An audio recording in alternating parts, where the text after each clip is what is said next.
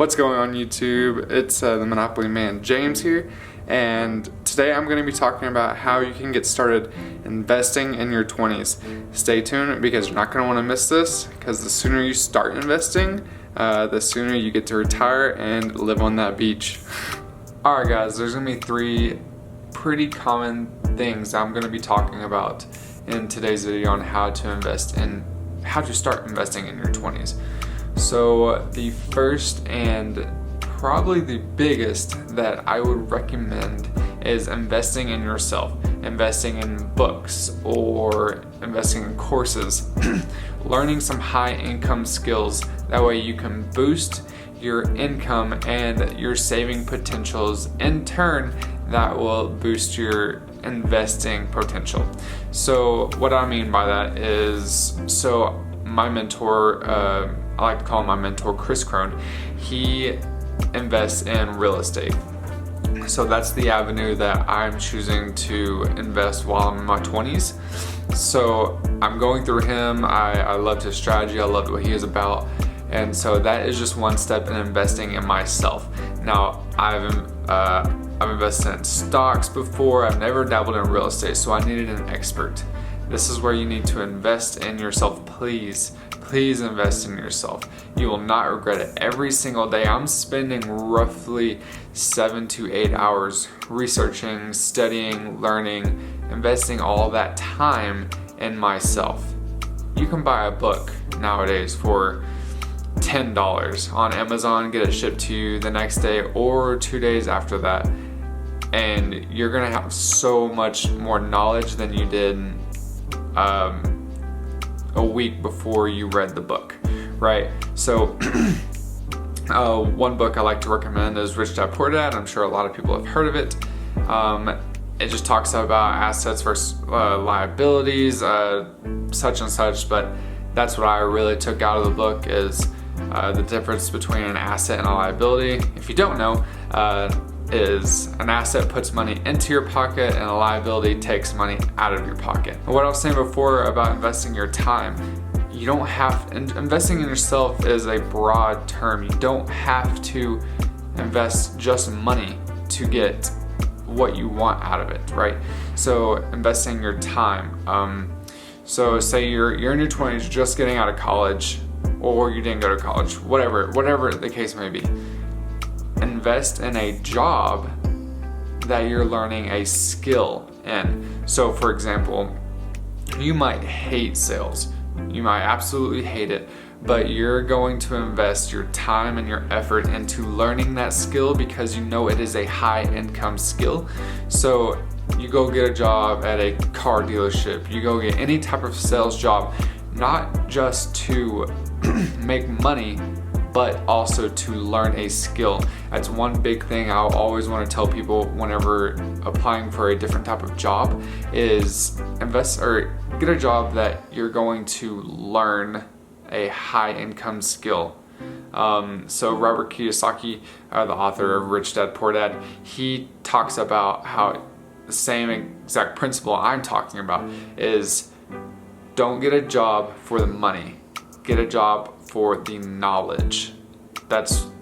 Knowledge is power. Well, let me put it this way. Knowledge is not power. It's the application of knowledge that is power. Knowledge in itself is just knowledge. It's in your head, right? It's just memory. It's just stuff you know. If you're not applying it, it's not power.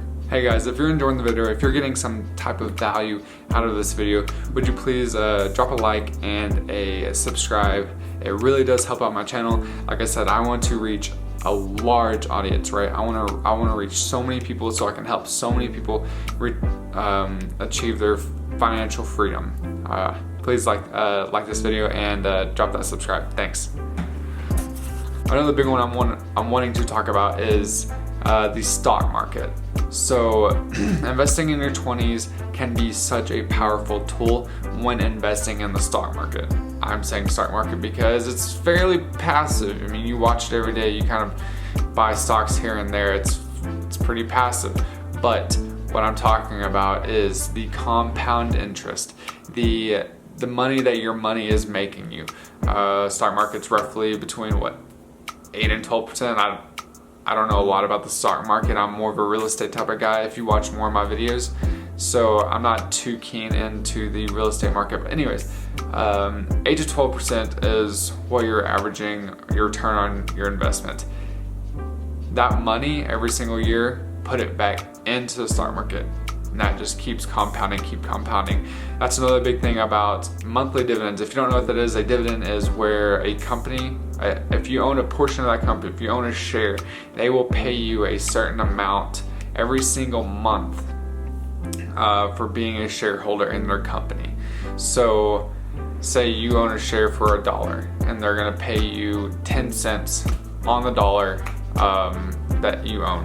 So you earn 10 cents every single month, you reinvest that, there's your compound interest. That's why monthly dividend and quarterly dividend, quarterly being 3 months, that's why they are so powerful. Now there's a bunch of free apps that you can use, like Robinhood. I believe M1 Finance is also a free platform where you can do your stock trading.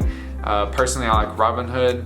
Just it seems very user friendly, so I use Robinhood for my monthly dividend stocks. It's just super easy. Every single month you see that paycheck come in and you reinvest that money into same companies. So it doesn't even have to be different companies. You don't have to do a lot of research. If you find a solid company that you are comfortable with, stick with them. Now there's a bunch of debate about diversifying and such. Warren Buffett, one of the richest men in the world, he said, whenever you are focused on diversifying, you don't know what you're doing. Now, there's some conflict between that, but I mean, it makes sense. You're diversifying because you're not doing as much research into a company that you're not comfortable with. And again, I do believe in diversifying, but not to an extreme amount where it is 20 different companies you're investing in the stock market.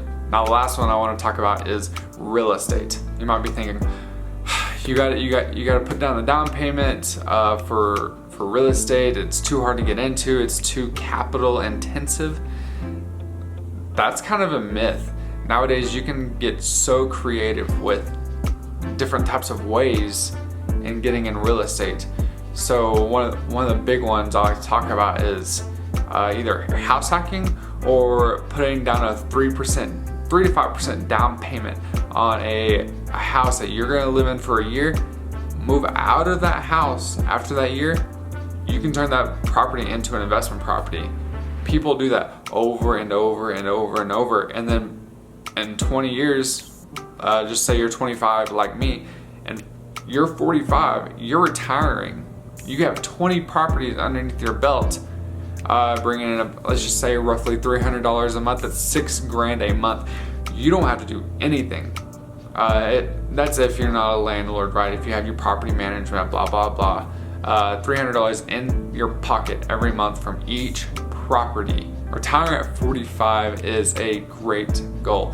For me and my wife's goal, Samantha, our goal is to get retired. It's my job to retire her in 4 years, I believe. No, 3.5. 3.5 years that's my job, is to retire her from my real estate investing.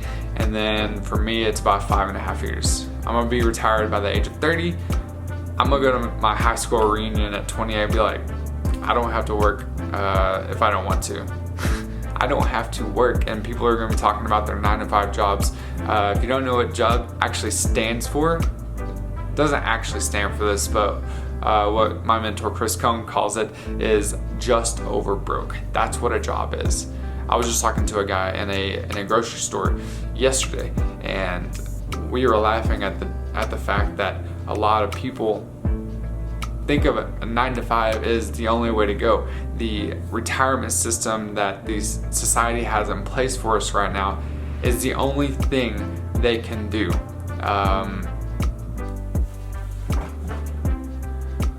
Sorry guys, I had to go get my wife's her work clothes out of her car. Anyways, I believe that's going to be the end of today's video on how to invest in your 20s. I'm going to get ready to go to work myself on my just over broke job, but I'm using this job as an avenue to invest in real estate. So whenever I get out of the military, I'm going to have this passive income and I'm not going to have to work. And go to that high school reunion and tell people I don't have to work. Alright guys, until next video, I'll catch you.